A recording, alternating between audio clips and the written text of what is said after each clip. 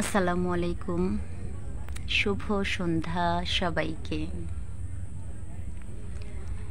সুন্দর প্রকৃতির নৈসর্গিক পরিবেশে শহর থেকে কিছুটা দূরে, একেবারেই গ্রামের কাছাকাছি, বিশেষ করে বিলের উপরে বসে থাকা মনোমুগ্ধকর একটা সময়, বেশ ভালো লাগার একটি সময়। এই সুন্দর সময়টাকে খুব মিস করি। তখনই মিস করি যখন অতীতের কথাগুলো মনে হয়, আমাদের ছোটবেলাগুলো কেমন ছিল, কত সুন্দর সুন্দর কবিতা আমরা পড়েছি, কত কবিতা শুনেছি। হয়তো আমার সাথে অনেকের এটাও মনে পড়বে যে বিশেষ করে চাঁদনি রাতে উঠোনে শুয়ে শুয়ে বড়দের কাছে কবিতা শোনা, বাড়িতে যদি দাদি নানিরা থাকে তাদের কাছে সেই গল্প শোনা। আমার তো অনেক হয়েছে। আমার বড় ভাই ছিল, আমাকে নিয়ে উঠোনে শুয়ে থাকতেন প্রচণ্ড গরমের সময়, অথবা চাঁদনি রাতে বুকের উপর শুয়ে রাখতেন এবং তখন আমাকে অনেক কবিতা শোনাতেন। আমার সেই কবিতাগুলো এখনও মনে পড়ে, যেগুলো ছোটবেলা শুনেছিলাম। তখনও হয়তো স্কুলে যাই, অথবা 1, 2, 3, 4, 5 যে কবিতাগুলো শুনেছিলাম সেগুলো এখনও মনে পড়ে। এই কবিতাগুলো এখন আর কেউ শোনে না, এখন আর পাঠ্যপুস্তকেও এই কবিতাগুলো নেই। এখনকার ছেলে মেয়েদের সময় কাটে নানান ধরনের গেমস, কম্পিউটার, মোবাইল, টেলিভিশন, এগুলোর মধ্য দিয়ে। আমরা খুঁজে পাই না সেই সময়গুলো, কবিতার সেই সুন্দর সুন্দর শব্দ চয়ন। আমরা অনেক আগে পড়েছি একটি কবিতা, কবিতাটার নাম হলো পারিব না, লিখেছেন কালীপ্রসন্ন ঘোষ। এরকম কবিতাগুলো যদি আমাদের পাঠ্যপুস্তকে থাকতো, তাহলে আমাদের ছেলেমেয়েরা অনেক কিছু শুনতে পেত, অনেক কিছু বুঝতে পারত যে কেমন করতে হবে, জীবনটাকে কিভাবে সাজাতে হবে। এরকম কয়েকটা কবিতা চলুন শুনে নেওয়া যাক। হতে পারে আপনার পছন্দের কবিতা। যদি আপনারা কোনো কবিতা শুনতে চান, অবশ্যই মুক্তা গল্প কবিতা পেজে কমেন্ট করতে পারেন যে এই কবিতাটা শুনতে চাই। আমি আমার পছন্দের একটা বা দুটো কবিতা আপনাদেরকে শোনাবো। তা আপনারা আমাদের সাথেই থাকুন। তো যেটা বলছিলাম যে পারিব না, এই কবিতাটি শুনি। পারিব না এই কবিতাটি লিখেছে কালীপ্রসন্ন ঘোষ। পারিব না এ কথাটি বলিও না আর, কেন পারিবে না তাহা ভাবো একবার। 5 জনে পারে যাহা, তুমিও পারিবে তাহা। পারো কি না পারো, করো যতন আবার। একবার না পারিলে দেখো শতবার। পারিব না বলে মুখ করিও না ভার, ও কথাটি মুখে যেন না শুনি তোমার। অলস অবোধ যারা, কিছুই পারে না তারা। তোমায় তো দেখি না কো তাদের আকার, তবে কেন পারিব না বলো বারবার। জলে না নামিলে কেহ শিখে না সাঁতার, হাঁটিতে পারে না কেহ না খেয়ে আছাড়। সাঁতার শিখিতে হলে আগে তবে নামো জলে, আছাড়ে করিয়া হেলা হাঁটো আরবার। পারিব বলিয়া সুখে হও আগুসার। এই কবিতাটা কার কার মনে আছে, কে কখন শুনেছেন, অবশ্যই কমেন্ট করে জানাবেন। কোনো কিছু কি মনে পড়ে এই কবিতার সাথে, স্মৃতিময় কোনো ঘটনা? কোনো ক্লাসে পড়েছেন, অথবা কোনো জায়গায় পড়েছেন, অথবা আপনার পছন্দের কোনো বইতে পড়েছেন। যদি পড়ে থাকেন তাহলে অবশ্যই আমাদেরকে জানাতে পারেন, কমেন্ট করে জানাবেন। এবং এরকম আরও কোনো কবিতা যদি শুনতে চান, যে কবিতাগুলো আমরা অনেক দিন শুনি না, সেই কবিতাগুলো আমরা এই পেজের মধ্য দিয়ে আপনাদেরকে শোনাতে চাই।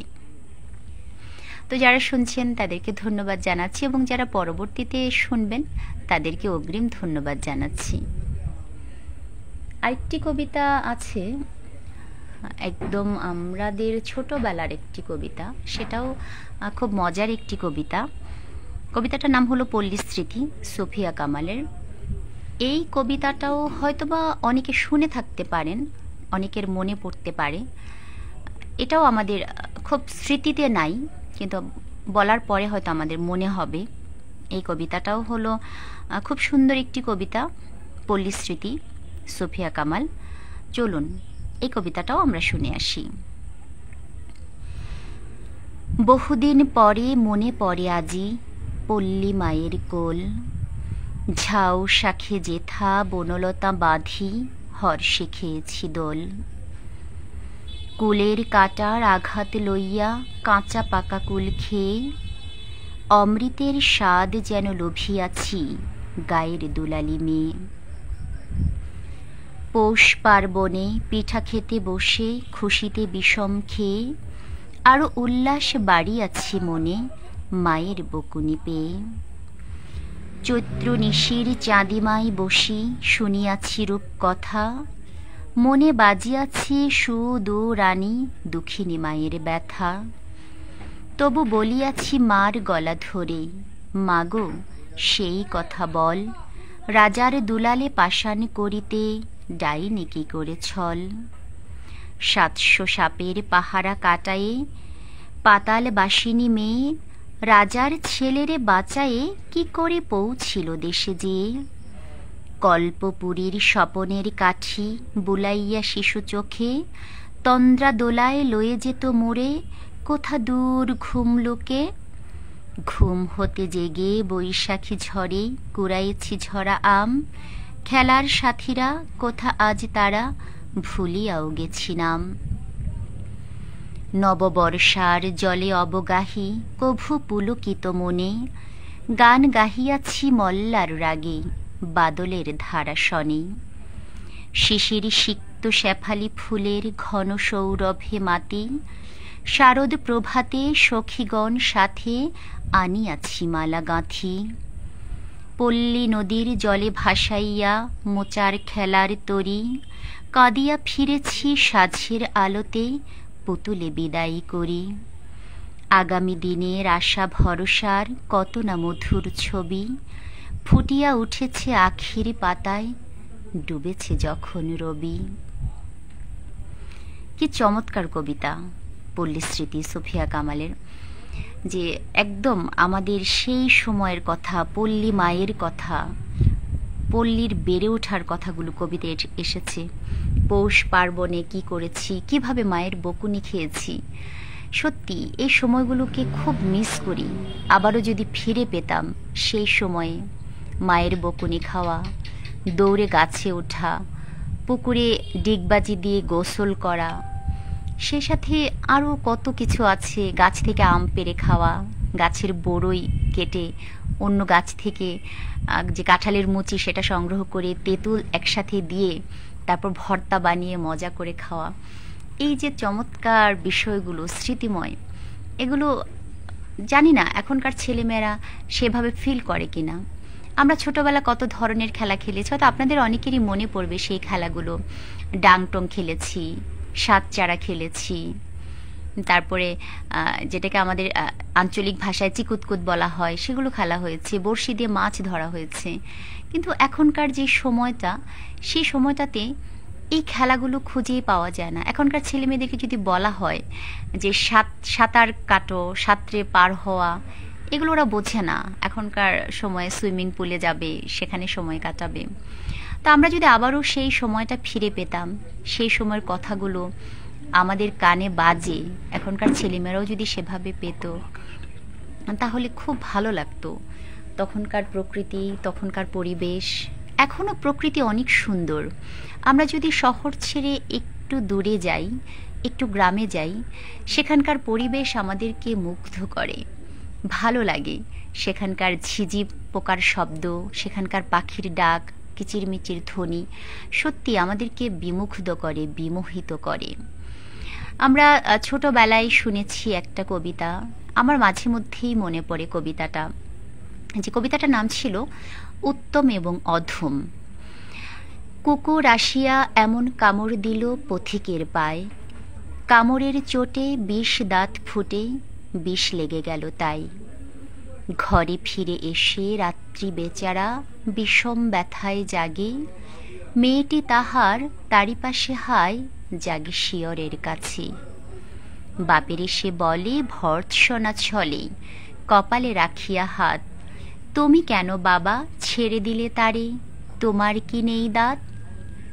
কষ্টে হাসিয়া আর্ত কহিল, তুই রে হাসালি মোরে, দাঁত আছে বলে কুকুরের পায়ে কামড়ে কেমন করে। কুকুরের কাজ কুকুর করেছে, কামড় দিয়েছে পায়ে, তাই বলে কুকুরের পায়ে কামড়ানো কি মানুষের শোভা পায়? এই যে কবিতাগুলো, এগুলো সত্যি অসাধারণ, এত সুন্দর, এগুলো কথাগুলো এতটাই ভালো লাগে, এত শিক্ষণীয় বিষয়, এগুলো থেকে বেরিয়ে আসার সুযোগ নাই। আমি চাই, ব্যক্তিগতভাবে আমি চাই যে এখনকার ছেলেমেয়েরাও এসব কবিতার সাথে নিজেকে বড় করুক, এসব কবিতার যে শিক্ষণীয় বিষয়গুলো সেগুলো তারা শিখুক এবং তাদের জীবনটাও সেভাবে চালনা করুক। তাহলেই তো সুন্দর আগামীর প্রজন্ম তৈরি হবে, একটি স্বপ্নের সোনার বাংলাদেশ আমরা পাব, যেখানকার ছেলে মেয়েদের মধ্যে একটা স্বপ্ন তৈরি হবে, বেড়ে ওঠার একটা যে বোধ তৈরি হবে যে ভালো মানুষ হতে হবে। শুধুমাত্র যে ভালো শিক্ষার্থী নয়, ক্লাসে ভালো ছাত্র নয়, যে আমি বড় হয়ে একজন বড় ভালো মানের ডাক্তার হব সেটা নয়, যে আমি একজন ভালো মানুষ হব। ভালো মানুষের জন্য যেসব গুণাবলী থাকার প্রয়োজন সেই সব গুণাবলী নিয়ে একটা ছেলে মেয়ে বড় হবে। একটি ভালো মানুষ ভালো ডাক্তার হতে পারে, একজন ভালো মানুষ একটা ভালো ব্যবসায়ী হতে পারে, একটি ভালো মানুষ একজন ভালো কর্মসংস্থান সৃষ্টি করতে পারে। আমরা চাই আমাদের ছেলেমেয়েরা নৈতিক শিক্ষায় শিক্ষিত হয়ে গুণগত মানসম্পন্ন আলোকিত মানুষ যেন তৈরি হতে পারে। তো এভাবেই আমাদের সময়টা কেটে যাক, আমরা যেন ভালো থাকতে পারি, সবাই যেন ভালো থাকি, আমরা আমাদের সেই অতীতকে কাছে টেনে নিয়ে যেন সামনের দিনগুলো সাজাতে পারি। কবির সেই কথা, হে অতীত তুমি ভুবনে ভুবনে কাজ করে যাও গোপনে গোপনে। আমরা অতীত থেকে শিক্ষা নিয়ে আগামীর দিনগুলোকে আরও সুন্দর করে তুলব এবং জীবন হবে অনেক আলোকিত, মুখরিত এবং বর্ণিল। এই প্রত্যাশা ব্যক্ত করে এবং সবাইকে পরবর্তী সময়ে আরও সুন্দর সুন্দর কবিতা শোনার আমন্ত্রণ জানাচ্ছি। এবং আপনারা যে ধরনের কবিতা শুনতে চান, যে কবিতাগুলো অনেক দিন আপনি শোনেননি, আপনার খুব ইচ্ছে হচ্ছে শুনতে, সেরকম কবিতাগুলো আপনি অবশ্যই কমেন্ট করে জানাতে পারেন। পরবর্তী কোনো একটা লাইভে অবশ্যই আপনাদেরকে সেসব কবিতা পড়ে শোনানো হবে। তো সবার প্রতি আবারও নিরন্তর শুভকামনা জানাচ্ছি এবং যে যেখান থেকে এই লাইভের সাথে সংযুক্ত ছিলেন সবাইকে অনেক অনেক ধন্যবাদ জানিয়ে সবার সুস্বাস্থ্য, দীর্ঘায়ু এবং প্রাণবন্ত জীবন উপভোগ করার প্রত্যাশা ব্যক্ত করে আজকের লাইভ থেকে এখানেই বিদায় নিচ্ছি। সবাই ভালো থাকবেন, সুন্দর থাকবেন এবং সুস্থ থাকবেন। আল্লাহ হাফেজ। আসসালামু আলাইকুম ওয়া রাহমাতুল্লাহ।